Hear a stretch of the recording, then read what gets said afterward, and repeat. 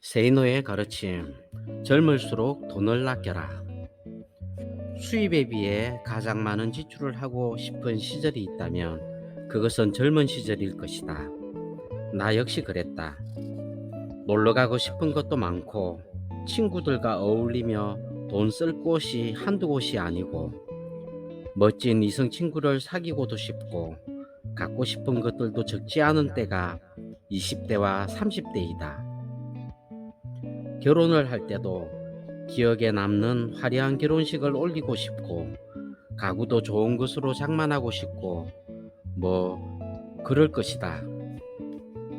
온갖 잡지들과 TV 광고 속에서 화려한 모습으로 등장하는 젊은 모델들처럼 살고 싶기도 하고 주변에 있는 부잣집 친구들에게 시샘과 부러움이 솟아나기도 하는 시절이 그 시절 아니겠는가. 그러나 명심하라. 당신이 돈 많은 부잣집에서 태어나지 않았다면 수입에 비하여 가장 많은 저축을 제일 악착같이 하여야 할 때가 바로 그 시절이다. 20대와 30대 시절에 자신의 라이프 스타일을 수호하기 위해서건 취미를 위하여서건 그 어떤 명분으로 사용하는 돈이건 간에 그 돈이 모여 적절하게 투자될 경우 10년 후에는 그 수익금만으로도 같은 행위를 할 수 있다. 20대와 30대에 모은 1억 원이 40대에 가서는 10억 원이 되어 그 수익금이 1억이 될 수도 있다는 말이다. 하지만 20대와 30대에 소비한 1억 원은 40대에 가서 그저 사진첩 몇 권 정도와 추억으로 남을 것이다. 게다가 30대에 1억 원을 모으는 데 들어가는 노력은 40대에 1억을 모으는 데 들어가게 될 어려움의 절반도 되지 않는다. 나이가 들면 들수록 돈 쓸 곳이 늘어나기 때문이다. 하지만 수많은 젊은이들은 지출을 줄이는 대신 쉽게 떼돈을 벌어 자신의 욕구를 더더욱 충족시킬 수 있을 것으로 여기면서 주식이나 다단계의 미혹에 빠져든다. 내가 독자들에게 받는 메일들 중 정말 대책이 안 서는 경우가 바로 그렇게 해서 빚을 많이 지게 된 사람들이다. 솔직히 말해 나는 그런 사람들은 고통을 받아도 싸다고 믿는다. 누군가의 수술비 때문에 빚을 지게 된 경우가 아니라면 말이다. 그 빚이 가족의 잘못으로 인한 경우는 어느 정도만 안타깝게 여기며 친구나 타인의 잘못으로 인하여 빚이 생긴 경우는 조금만 안타깝게 여긴다. 본인의 잘못도 있다고 생각되기 때문이다. 어쨌든 빚이 있는 경우 재테크 투자에 대한 공부는 언제나 무모함을 저지르게 되기 때문에 내가 그런 사람들에게 주는 조언은 오직 한 가지. 재테크에 대한 공부는 깡그리 잊어버리고 거지처럼 살면서 빚부터 갚으라는 것뿐이다. 물론 여기서 갈등이 생겨나게 된다. 찬란한 젊은 날들의 그 아까운 청춘을 돈을 모으는 데만 집중하며 살다가 즐길 수 있는 시간 다 지나간 뒤 죽기 직전에 부자가 되면 무엇 하겠는가? 아무리 돈이 많아도 늙으면 그 무슨 소용이 있겠는가? 돈 때문에 바둥거리며 젊은 시절 다 보내고 병이라도 걸리면 누가 그 시절을 보상하여 준다는 말인가? 맞는 말이다. 하지만 찬란한 젊음이라는 것을 제 딴에는 찬란하게 보내면 보낼수록 중년 이후에는 처진 어깨를 감수해야 할 것이다. 젊었을 때 신나게 노는데 돈을 다 써버리고 늙어서 돈도 없이 비참하게 되는 경우는 왜 생각하지 못한다는 말인가? 조화와 균형이 필요하다고? 그렇게 조화와 균형을 부르짖으며 젊음을 보내던 부자가 단 한 명이라도 있다면 내게 데리고 와봐라. 젊음을 즐기면서도 부자가 되려는 것은 서로 다른 방향으로 뛰어가는 두 마리 토끼를 한 번에 다 잡으려는 헛된 꿈에 지나지 않는다. 게다가 여기서 당신이 놓치기 싫어하는 그 청춘이라는 토끼에 대해 한번 분석해 볼 필요가 있지 않을까? 그 잘난 청춘 시절에 돈과 시절을 바치며 하고 있는 것들이 도대체 무엇인지 한번 지금 당장 적어보아라. 이웃을 위한 봉사라도 한다면 내가 말을 안 한다. 기껏해야 휴대폰으로 게임을 하고 인터넷에서 채팅이나 하는 것이 젊음을 불사르는 고귀한 행위란 말인가? 밤거리에서 술에 취해 비틀비틀거려 걸어다니는 것이 젊음의 표출인가?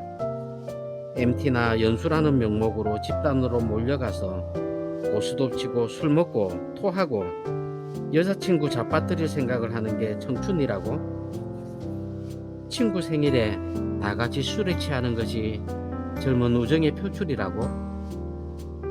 얼마 되지도 않은 돈마저 유명 브랜드 상품에 쓰는 바람에 카드 빚에 시달리면서도 있는 놈들이 세상을 지배하고 있기 때문에 미래가 안 보인다고? 지랄들하고 자빠졌네. 성공한 사람들이, 깨끗하게 부자가 된 사람들이 너희처럼 청춘을 보냈다고 생각하면 큰 오산이다. 멍청한 놈년들. 부자로 살고 싶다면 젊은 시절에 철저하게 돈을 움켜쥐어라. 부모가 부자가 아니라면 결혼식도 간소하게 하고 모든 허례의식을 물리쳐라. 나는 도대체 전세를 살고 있으면서도 아이 돌잔치를 호텔에서 하는 젊은 부부들을 보면 이해가 가지 않는다. 그 돌잔치가 아이를 위한 것이라는 말은 하지도 말아라. 그 아이가 기억도 하지 못할 일을 하면서 아이를 위하여 한다고? 남에게 보이거나 부모가 즐기려고 하는 것이지 그게 어디 아이를 위해 하는 것이란 말인가? 부조금 받으면 큰 돈 들어가지 않는다고? 부조금 받지 않고 그냥 가족끼리 조촐하게 하면 아이에게 큰일이라도 생기나 보지? 신혼부부들에게 주는 경고. 비빌 언덕이 마땅치 않은 상황이라면 결혼 후 5년이 가장 중요한 시기이다. 그 시기에 돈을 모으지 못하면 당신들은 평생 부자가 되기 힘들다. 혼인 비용을 최대로 줄이고 현금을 보유하라. 가구도 가장 싼 것으로 장만하고 그 어떤 것이건 간에 중고 물품도 고려하여 보라.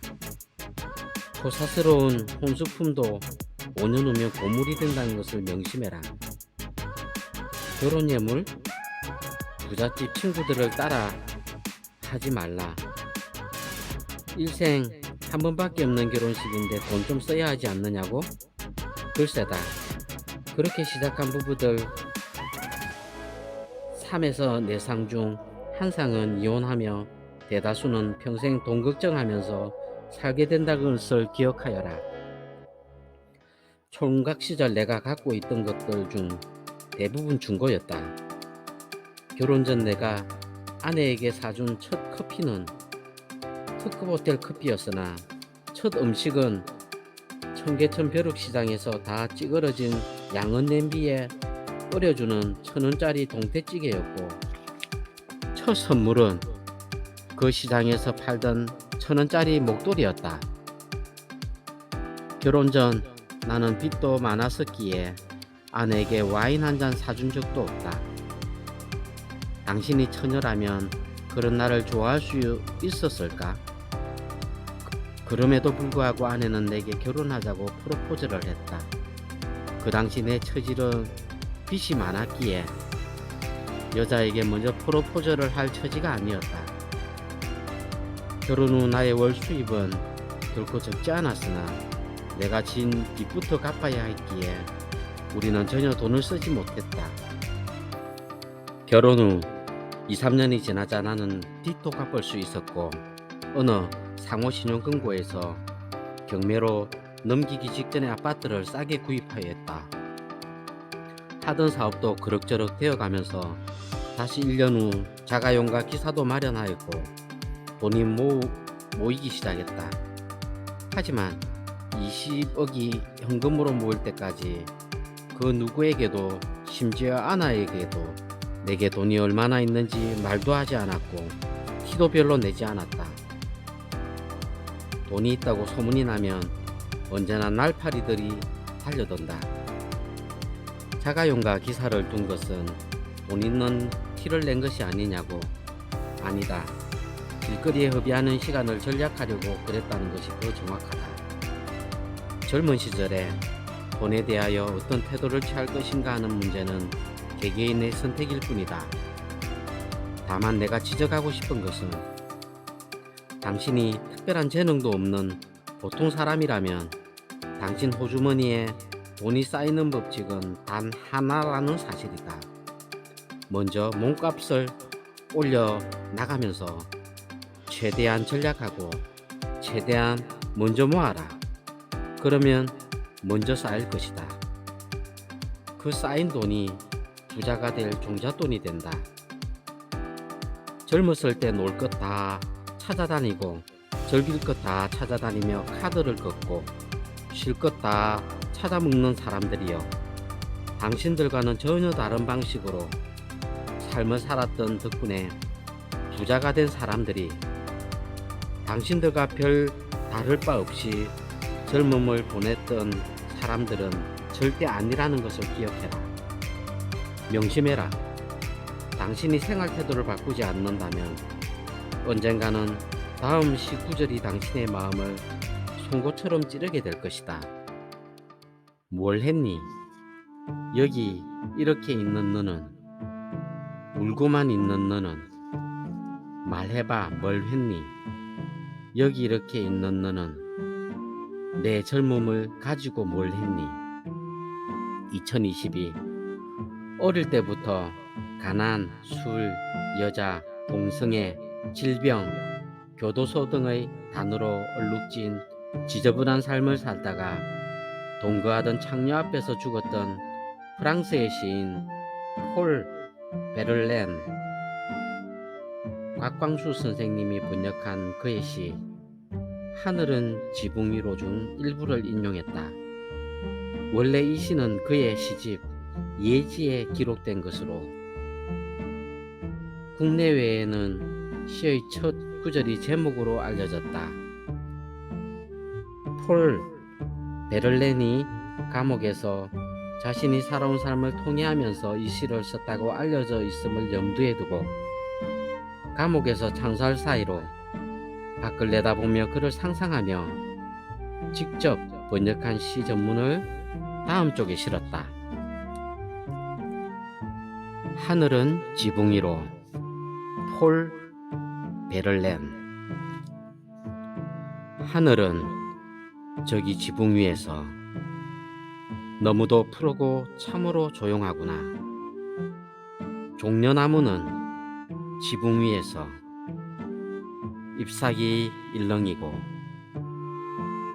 종은 우리가 보는 하늘 속에서 부드럽게 울리고, 새는 우리가 보는 나무 속에서 애처롭게 울고, 이런 하나님 맙소사 삶은 바로 저기에 단순하고 평온하게 있는 거구나. 이 평화로운 웅성거림은 저기 마을에서 들려오는 것. 너는 뭐랬니? 오, 너 말야. 바로 여기서 계속 울고만 있는. 말해봐. 너는 뭐랬니?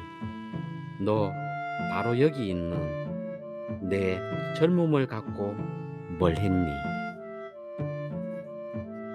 구독과 좋아요는 사랑입니다.